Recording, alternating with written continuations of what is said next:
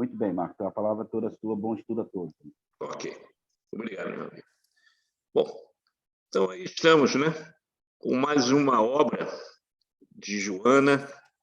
Essa realmente eu não conhecia. Encontro com a Paz e a Saúde. Aliás, eu não conhecia nada de Joana até vocês me convidarem a fazer o primeiro estudo antes da pandemia, né? Porque eu tinha receio, eu já expliquei isso aqui uma vez, né? Eu tinha receio de lidar com essas coisas psicológicas, né? Era um problema meu, né? E depois que a gente vai lendo, Joana, a gente vai vendo o porquê, né? O porquê. Então, eu sempre tive essa dificuldade.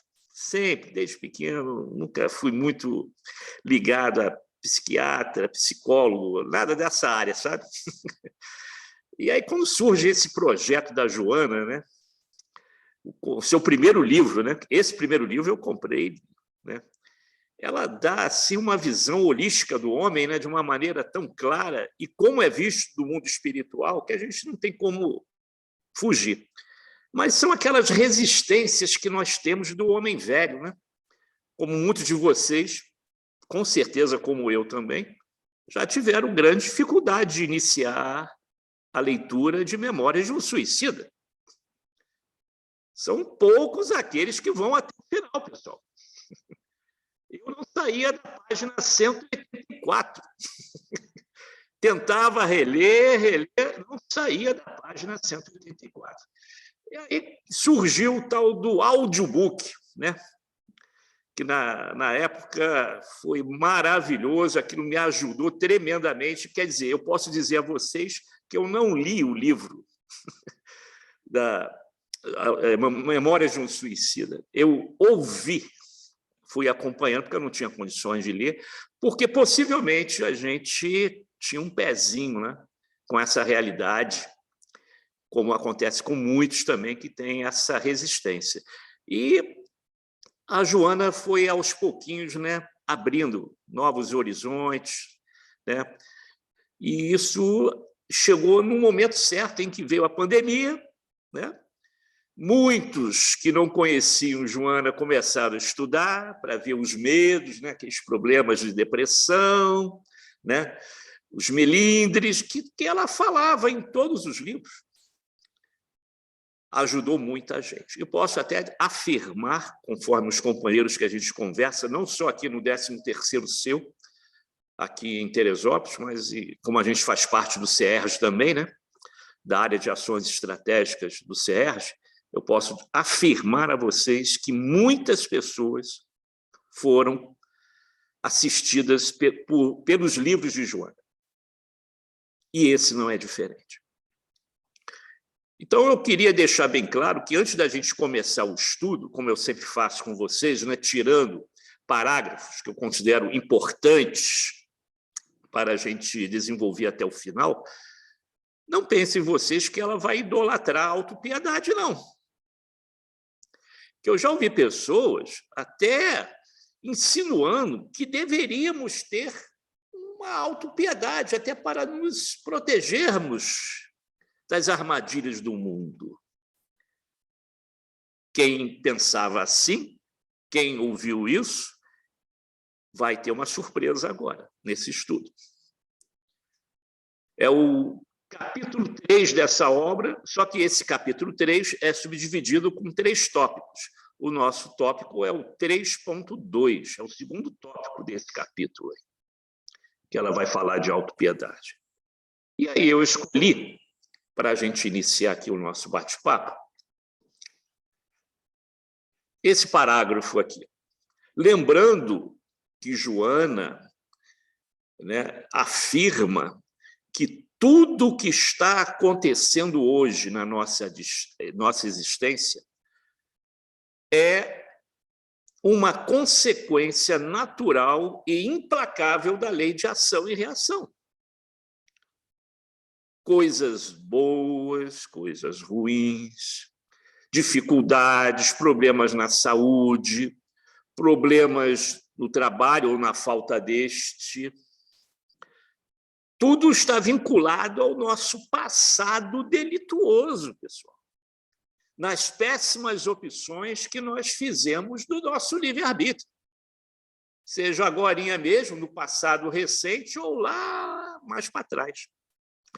E ela sempre lembrou para a gente que a lei de ação e reação, mesmo sendo implacável, uma lei divina, né, ela não vem de forma ditatorial, nos impondo uma dificuldade, uma expiação, uma prova. Não é bem assim. Deus é Pai de amor e bondade. Então, ele só vai permitir que a gente passe por uma prova que muitas vezes nós mesmos escolhemos quando tivermos condições morais para tal. Tivermos uma saúde espiritual para enfrentá-la, sabedoria, discernimento. Você não pode colocar uma dificuldade extrema para uma criança pequena. Lembrando Emmanuel, nós somos crianças espirituais. Então, conforme essa criança ou esse homem velho que existe dentro de nós vai evoluindo, vai crescendo em ética, em moral, em valores, aí nós temos condições de olhar lá para trás e, de forma envergonhada, reconhecer os erros que nós realizamos, que praticamos, e pedir a Deus, nosso Pai Criador, a oportunidade de ressarcir esse erro, principalmente se existem pessoas, terceiros, envolvidos com essas tenebrosas, vamos dizer assim, tomadas de decisões. Mas muita coisa poderia ser delegada, esquecida, porque nós éramos crianças espirituais, como ainda somos, e não tínhamos conhecimento da verdade. É verdade, isso também existe. Existe. Certa vez perguntaram a um amigo espiritual, que foi o próprio Kardec, se desprendendo do corpo, tal qual Eurípides, né, quando ele teve aquela visão com Jesus. Kardec também teve um momento de desprendimento, e que ele foi subindo, lá para um plano bem elevado, e aí ele entrou num sítio, né, numa região tenebrosa, onde muitas pessoas choravam. A história de Kardec é bem parecida com a de Eurípides. E Kardec, pouca gente sabe isso está na Revista Espírita, pessoal, ele colocando lá. Em Obras Póstumas também ele cita isso. E ele diz, por que o pessoal está chorando tanto aqui? São aqueles que estavam no Coliseu, os ditadores de Roma? Não eram os ditadores romanos, os imperadores, porque eles não tinham conhecimento da lei divina e da mortalidade da alma. Então eram aqueles homens que dizimavam, né? Os bárbaros que dizimaram quase todo o norte da Europa. São esses e seus adeptos que estão aqui chorando? Não eram eles, porque eles não conheciam Deus. Conforme iam conhecendo, estão muitos deles numa situação melhor do que vós, como, por exemplo, Jesus Gonçalves, né? Alarico, rei dos visigodos.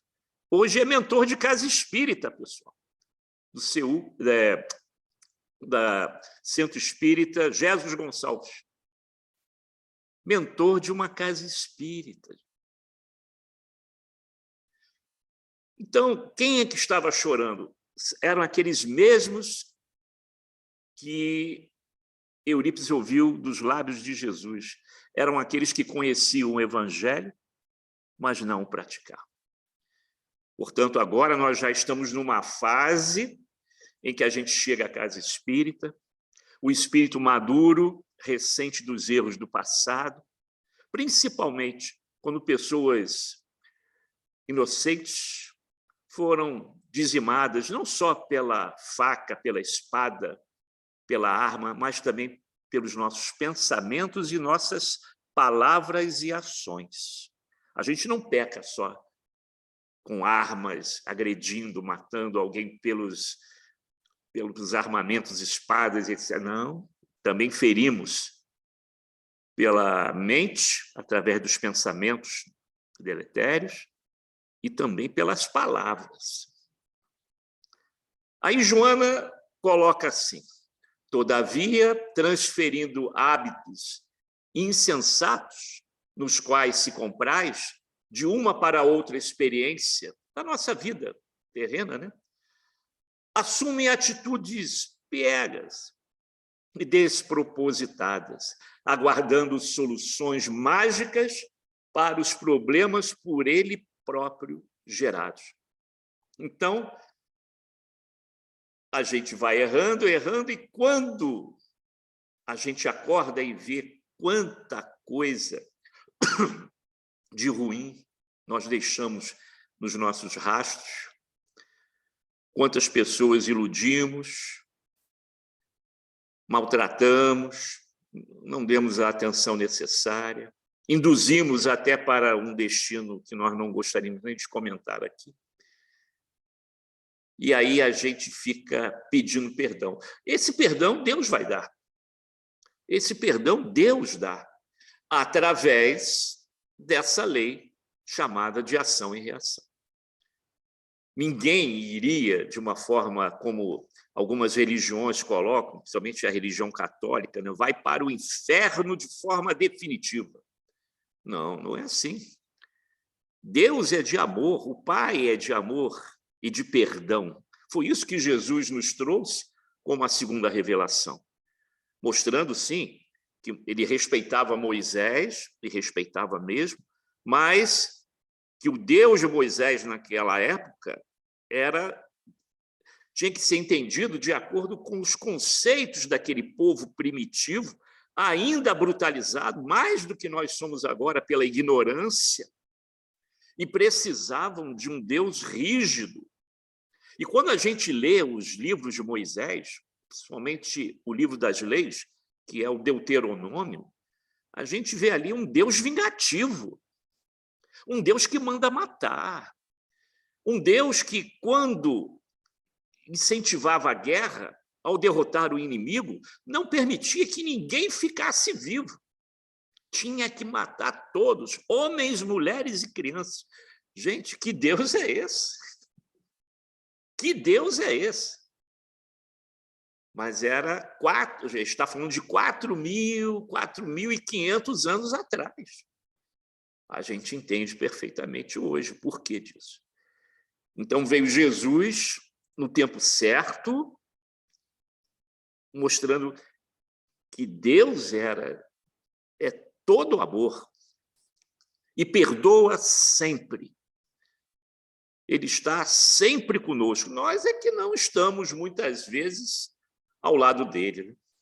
Mas ele está sempre com a gente. E aí, Joana nos traz esse alerta aí. Cuidado com aquelas atitudes piegas, né? Dizendo-se, eu sou o mais infeliz da existência. Deus não olha para mim. Olha como é que eu sou, olha como é que eu sofro. Gente, isso aí é egoísmo. Deus não olha só para você, não. Deus não olha só para você. Que egoísmo é esse? Olha a infantilidade aí, né, dessa criança espiritual dentro de nós. É como se quiséssemos Deus só para nós. Esquece o resto. Pensa só na minha família. Eu e na minha família. Não. Deus não é assim, é pai de todos, né? Então, ela já começa a criticar essa atitude que muitas vezes nós temos. E depois, ela diz assim: desse modo, cada qual transita no veículo corporal a que faz jus. Lembra que eu falei dos erros do passado? Então, a gente vai reencarnar com esse corpo somático dentro de uma programação reencarnatória que nós merecemos e que temos já condições de suportar e de passar por ela. Porque nós já crescemos moralmente em relação ao nosso passado. espiritualmente, intelectualmente, como efeito da maneira que utilizou anteriormente, como a gente falou. Então, a gente utilizou o veículo carnal para fins ilícitos, ignóbeis, inconfessáveis, se utilizando de estratégias. Aliás, os livros de Emmanuel são maravilhosos para isso. Você pega as obras de Emmanuel, as obras históricas de Emmanuel, e outros livros que falam sobre a Idade Média, como Rochester, né? Você vai vendo aquilo ali, você pensa o seguinte, olha, a primeira coisa que eu penso, não sei se vocês dividem isso comigo, é que o homem não mudou nada, cara. Só mudou o cenário, só mudou as paisagens, os séculos, né? Só mudou o cenário, o homem continua o mesmo, cara. Aquelas tramas que a gente vê naquele livro 50 anos depois, né? Do livro Ave Cristo, há 2000 anos, aquelas tramas, aquelas armadilhas que as pessoas faziam umas com as outras. Lembram, há 50 anos depois, da Cláudia Sabino? Eita, mulherzinha, hein, cara? Mas existem essas Cláudias Sabinos no século XXI, pessoal. Existe, rapaz. Então, parece que mudou só o cenário, mas os atores são os mesmos. Bom, é claro, né? Eu estou exagerando um pouquinho, a gente evoluiu também um pouquinho, moralmente falando, né? Hoje, nós temos a oportunidade de receber a doutrina espírita, que chegou em meados do século XIX. Lá, em 1857, já tínhamos condições de receber a terceira revelação. Demorou quase 2000 anos, desde que Jesus esteve aqui. Veja como é que, na natureza, as coisas não andam assim naquela velocidade que a gente gostaria de ver, devido a nós próprios, devido ao nosso grau de moralidade, que se arrasta, vai evoluindo, mas bem devagar. Mas isso está acontecendo, a evolução está acontecendo. Só que a gente não percebe, é quase... Eu sempre exemplificava isso na evangelização da nossa mocidade, com um relógio análogo, com os ponteirinhos, e um relógio digital. No relógio digital tem até os segundos, né? Que você vai vendo ali, mudando rapidamente. Você vê que o tempo está passando, mas no relógio análogo de ponteiros, você fica olhando para o ponteiro do minuto, tu não vê ele andar, rapaz. Aí você se distrai, olha para cá, olha para lá, quando você vê, e ele andou. Ele andou. Então, é mais ou menos assim. É assim que eu explicava para a garotada da mocidade como nós evoluímos moralmente na Terra. E hoje nós temos a bênção de estar numa casa espírita, como vocês aí, o seu tiveram oportunidade de chegar aí. Claro que não foi por acaso, não foi por acidente, não foi por sorte ou azar, aquilo que eu costumo dizer também, ninguém chega por acaso a uma casa espírita. Ninguém aí chegou por acaso numa casa espírita, nem que seja pela dor. Mas você é levado lá dentro de uma programação reencarnatória. E, às vezes, a alfinetada é necessário para despertar, porque isso estava dentro do teu planejamento reencarnatório, de estar dentro de uma casa espírita. E ali você vai entender exatamente isso que Joana está falando para a gente. Só a doutrina espírita consegue falar isso, porque ela usa uma palavrinha chamada reencarnação, justiça divina. E aí, através dessa palavrinha, é que a gente consegue entender, montar o quebra-cabeça e entender aquilo que nos cerca. Então, repito aí, desse modo, diz ela, cada qual transita no veículo corporal a que faz jus, como efeito da maneira que utilizou anteriormente. Aí, olha aí, de uma outra maneira, dizendo como é que funciona a lei de ação e reação. Co-construtor dos equipamentos delicados à sua vida mental e moral, ajuda-o a manter-se em harmonia ou desorganiza-o através do torpedeamento de ideias agressivas e desequilibradas. Aí ela está falando do perispírito. Porque o perispírito vai absorver todas as coisas boas e ruins que você vai fazer. Ele não é o nosso filtro. Por isso que, quando a gente chega na pátria espiritual, os espíritos superiores olham para o nosso perispírito e já sabem quem é o Marco Júnior. Eu não preciso falar nada. E é por isso também que a gente chega lá envergonhado daquilo que nós prometemos no nosso planejamento reencarnatório, daquilo que nós realizamos efetivamente na Terra, daquilo que nos apetece, porque a morte não muda nada, pessoal. Você vai chegar lá com os mesmos problemas, com os mesmos vícios, com os mesmos pensamentos. E aí os espíritos superiores vão olhar para você, esse é o Marco Júnior. Daí a oportunidade de retornar. Por que eu falo que a gente fica envergonhado? Porque a gente fica desnudado, pessoal, perante os espíritos superiores. Aí a gente, quando entende essa situação, tem gente que nem está aí, não sabe disso, nem está preocupado com isso. Mas eu costumo dizer que, quando a gente já fica preocupado com isso, a gente já deu um pezinho à frente da nossa evolução moral. Que antes a gente chutava o balde, não queria saber de nada. Hoje a gente já está preocupado. Será que eu magoei alguém? Feri aquela pessoa? Hoje você vai lá atrás, pede perdão. Antes você chutava o balde e ia embora. Mas quando chega na pátria espiritual, a vergonha é tanta que você pede para reencarnar rapidamente e querer resolver todos esses problemas do passado, de uma vez só, numa encarnação só. André Luiz brinca até com isso. Vem cá, não é assim não, cara. Cada encarnação, quantas nós tivemos, pessoal? Quantas ainda teremos? Cada encarnação é um passozinho para aquela criança poder estar segura no seu caminhar e continuar no seu trajeto, ascendendo, né? O infinito da evolução espiritual. Então, pessoal, a vergonha é tanta que a gente quer fazer tudo numa encarnação só. Aí o teu guia espiritual chega e diz assim, olha, isso aí tu não vai conseguir não, companheiro. Vamos devagarzinho. Hoje você pode fazer isso, numa outra oportunidade você vai fazer aquilo, porque os erros passados são muito grandes. Por isso que a gente está no planeta de provas e expiações ainda. Não é por acaso que a gente está aqui também.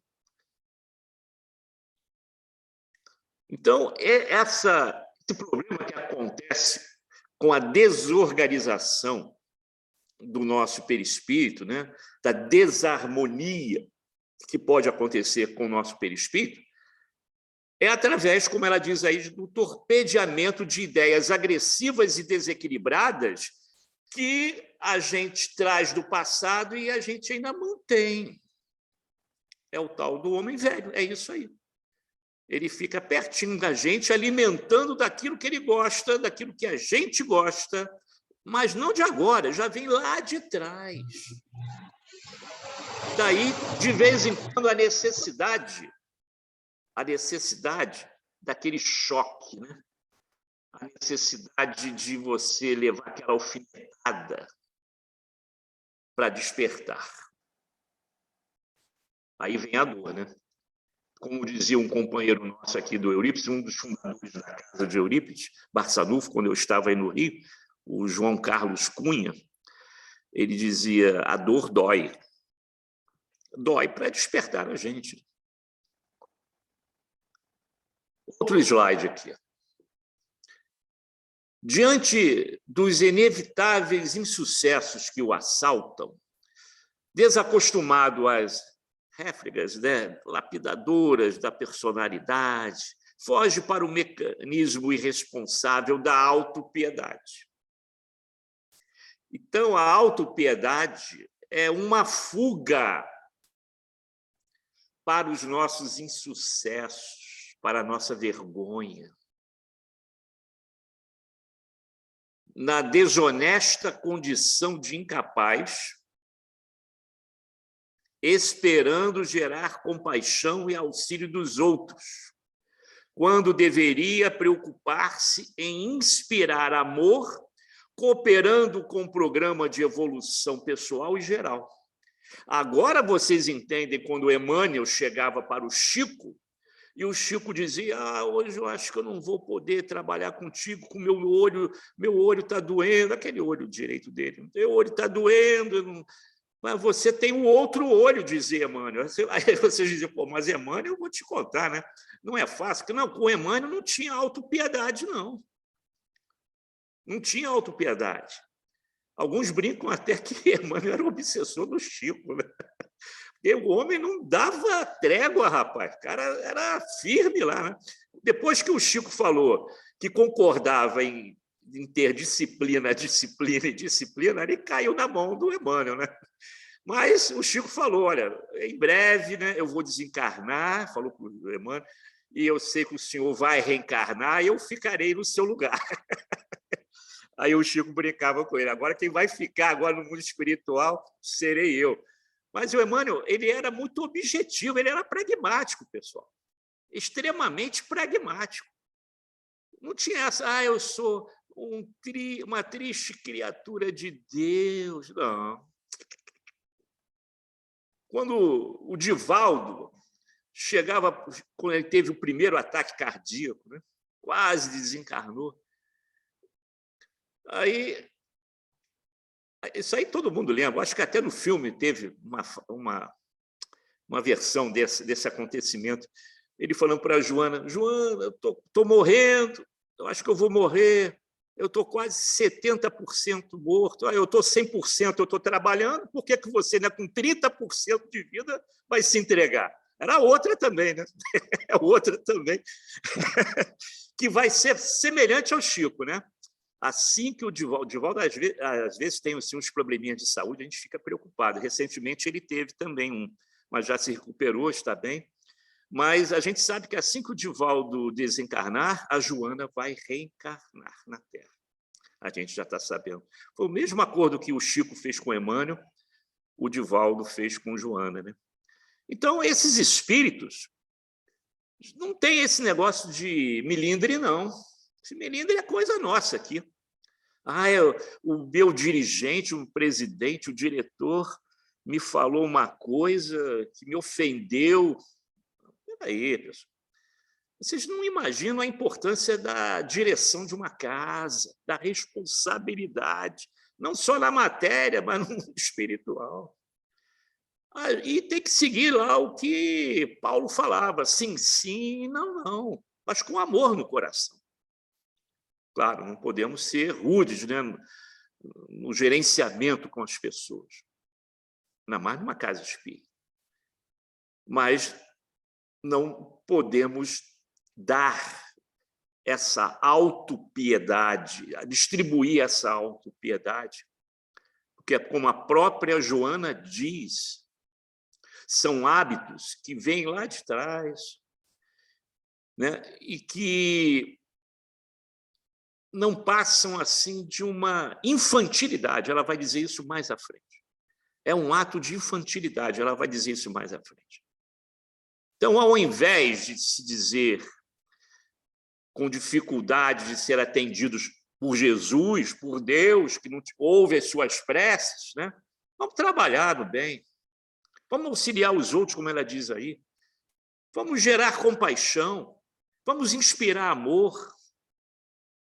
Aí a gente vai poder ter esse prazer, essa alegria da satisfação de fazer o bem, que é um momento que é indescritível.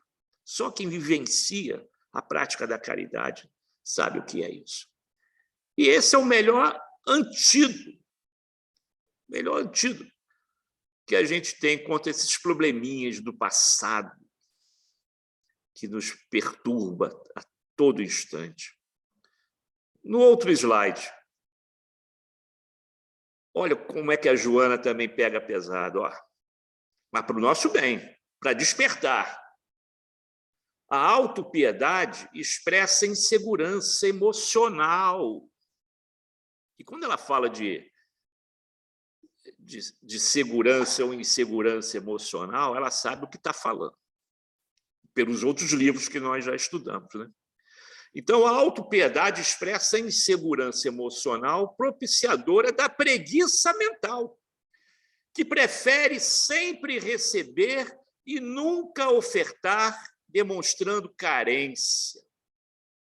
Como se encontrasse em atitude de abandono, relegado pela vida ao sofrimento imerecido, injusto, porque Deus não me vê aqui da maneira que eu estou sofrendo. Gente, você que pediu essa prova, cara. Se você entendesse que foi você que pediu para passar por essa situação que você está vivendo hoje, você não ia falar tal coisa. Então, esse trecho aí, eu acho a cereja do bolo desse capítulo 3.2. A autopiedade é infantilidade, insegurança emocional, preguiça mental, para você sair das dificuldades e procurar com as suas próprias mãos, com a sua própria inteligência, conseguir sair do atoleiro que você mesmo se colocou. Muitas vezes nessa encarnação, porque a gente estudando a doutrina com Kardec, a gente vai ver que nem tudo é coisa do passado, não. Os espíritos dizem que 70% ou 80% das nossas dificuldades nessa encarnação vem dessa encarnação. De que nós estamos passando agora vem dessa encarnação. 70% ou 80%. São armadilhas que nós mesmos promovemos e nos deixamos levar. E que sofrimento imerecido é esse? Que sofrimento injustificado é esse, gente? É exatamente o que a gente aprende na doutrina. Não tem nada disso. São merecidos e justificados. Tem mais é que reconhecer o erro, procurar trabalhar no bem para amenizar as dificuldades que virão ainda. E serão amenizadas. Porque não é aquele negócio do igrejismo, né? Que a Joana também fala muito de espiritizar a casa espírita. A Joana usa um triângulo equilátero, em cada verso vem espiritualização, qualificar e, estou esquecendo acho que é amar, alguma coisa assim. Estou esquecendo do terceiro, mas eu estou me lembrando bem da espiritualização da doutrina espírita, porque muitas vezes nós trazemos o igrejismo dentro de nós. E a gente até coloca isso dentro da casa espírita, porque foram séculos, né? Foram séculos que nós vivemos na Igreja Católica. E são poucos anos, poucas décadas que nós estamos recebendo a doutrina espírita. Então, ainda tem aquela preguiça mental de você se renovar. Ah, mas eu sou abandonado, eu fui relegado por Deus, meu Pai Criador. Então, vamos abrir a mente, vamos entender o que está acontecendo com a clareza que a doutrina espírita te dá. Por isso que ela é consoladora, e não existe doutrina espírita doutrina, seita, religião mais consoladora do que a doutrina espírita. E eu flertei com algumas antes de entrar na doutrina espírita. Até seitas esotéricas eu flertei quando jovem, né, com meus 17 anos. Com 18 anos eu chego na doutrina porque eu via que era a única que me respondia aquelas dúvidas que ninguém sabia responder. E aí vem um compromisso moral com essa minha posição de chegar à doutrina espírita, porque não foi pela dor, foi para estudar. Então, a minha obrigação com vocês aqui, com todos os grupos que a gente visita, é de levar a doutrina, levar o evangelho, estudar e propagar a verdade. Por isso que na casa em que você tem Eurípides Barçanufo como mentor espiritual, e você chega lá pelas mãos do próprio professor de sacramento, como a gente já sabe que foi assim, já nos foi revelado isso, não é por acaso, pessoal. Não é por acaso. Então, a responsabilidade ainda é maior quando você não entra pela dor. E a gente vê aí tanta gente se afastando, né, da doutrina. Esses 2 anos de pandemia, então, nós do CERJ, juntamente com o pessoal da FEB, estamos trabalhando com estratégias de não só trazer os companheiros que se afastaram durante esses 2 anos da Casa Espírita, estão reticentes em voltar, como também trazer a juventude de volta para a Casa Espírita. Vai ser o maior desafio do início dessa década. Trazer essa garotada de volta, a que mais precisa. Bom, já indo lá para o final, esse slide aqui é interessante. Essa imaturidade psicológica, porque vocês lembram que ela fala que isso é insegurança emocional, é preguiça mental, é infantilidade, né? Então, ela repete aqui, essa imaturidade psicológica, mantida por pessoas instáveis emocionalmente, e a pandemia só promoveu uma otimização dessas pessoas, né? Potencializou os problemas que as pessoas já tinham. Cada um de vocês, nesse momento, já está passando na cabeça aí, na minha família, no meu ambiente de trabalho, aqui nos meus vizinhos, cada um já está mentalizando aí casos semelhantes. Então, essa imaturidade psicológica mantida por pessoas instáveis emocionalmente, desequilibradas, né?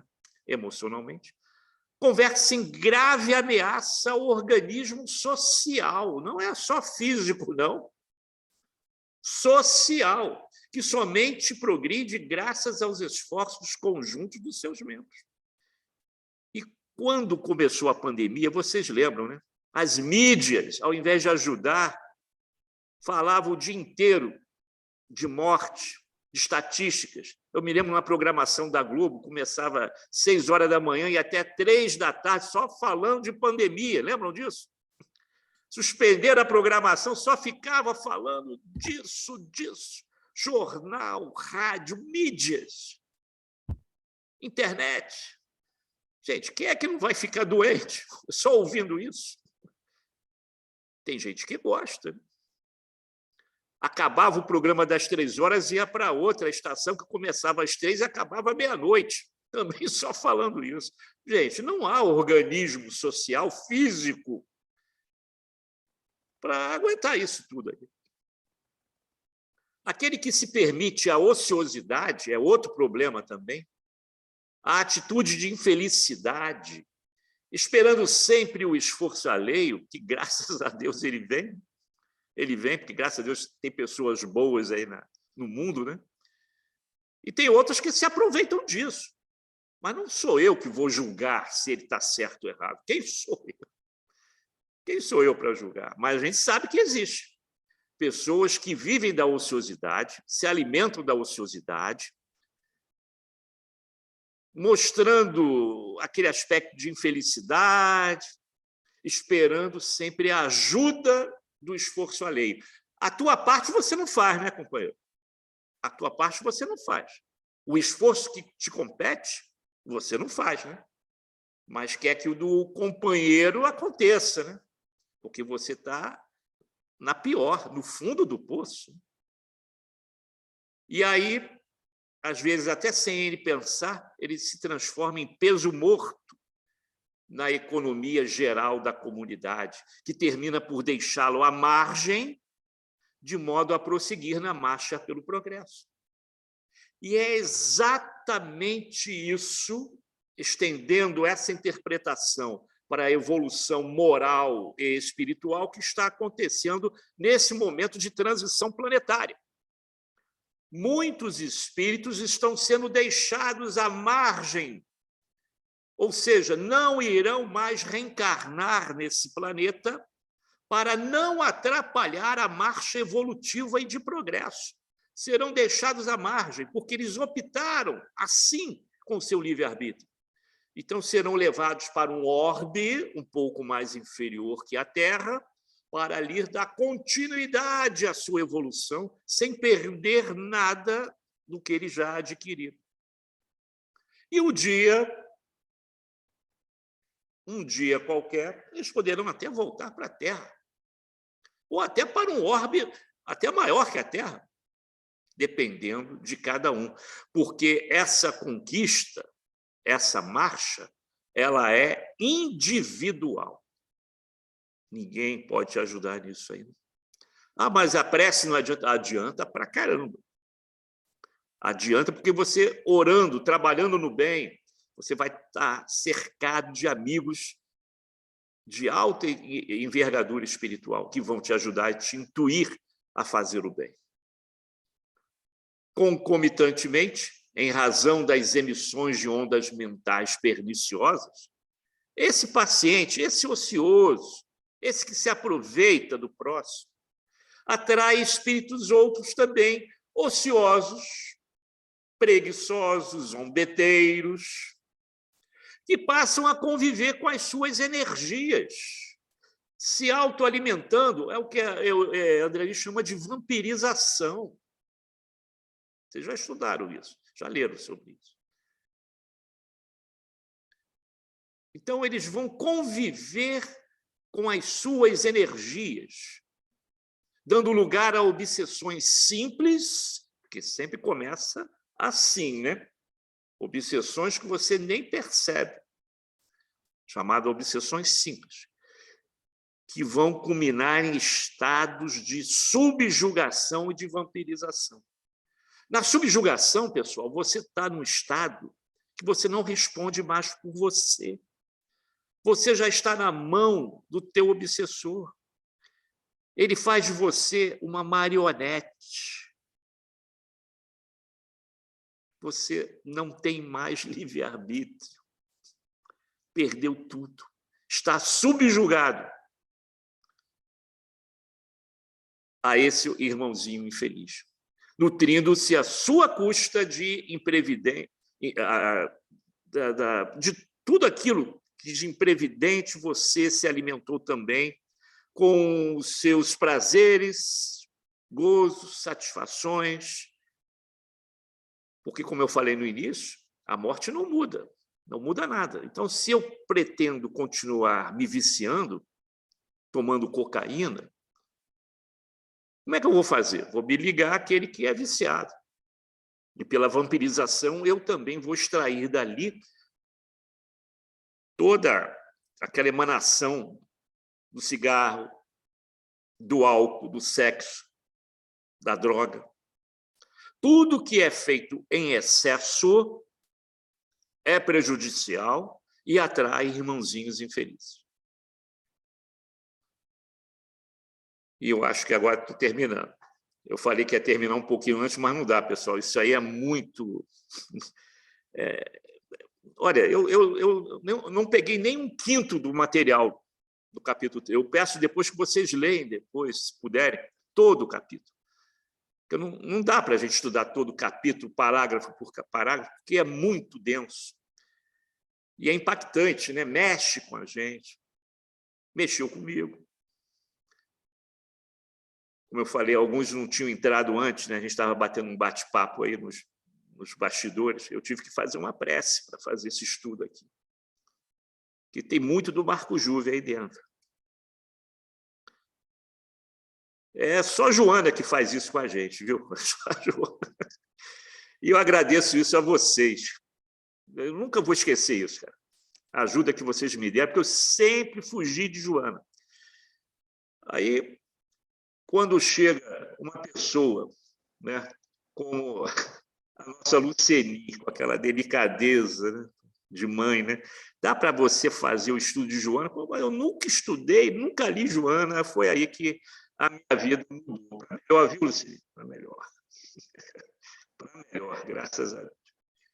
Então, ao invés da situação infantil, da dependência, da compaixão, junto aos demais membros da sociedade, né, que a gente sempre gosta que alguém fique com peninha da gente, né, faça um carinho da gente.